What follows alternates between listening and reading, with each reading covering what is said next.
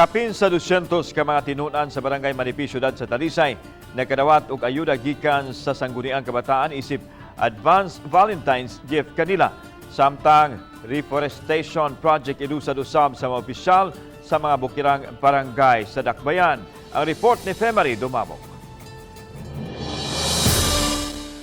Dili lang di ay alang sa managhigugmaayang pagsaulog sa adlaw sa kasing-kasing apan alang sa Sangguniang Kabataan sa Barangay Manipis paagi sa pagtabang sa isig kabatanon mo ilang Advanced Valentine's Day. Subay niini moabot sa 224 ka mga batanon sa Barangay Manipis ang nakadawat og sayong Valentine's gift gikan sa Sangguniang Kabataan. Mato ni June Dave Ambagay, SK Chairman sa Barangay Manipis, nga tabang kini sa SK alang sa mga batanong nagtungha pa og padayong naningkamot hangtod karon. Sa nahatagan, 125 ka mga senior high school student nakadawat og tag 500 pesos, samtang 99 usab ka mga tinunan sa kolehiyo nakadawat og tag sa 1,000 ka pesos. Nami approach in a different way, which is mag-provide me og financial assistance or financial aid para sa among mga estudyante nga affected kay mas daghan magong estudyante diri.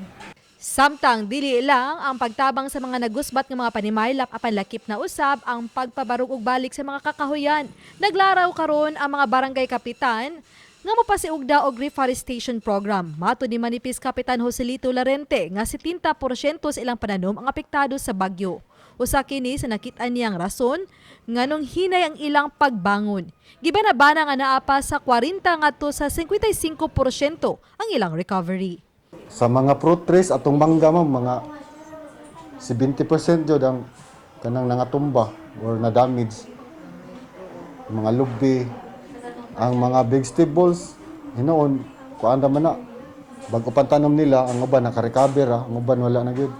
Uban ni June Solon. Ako si Femery Dumabok. Balitang Bisdak.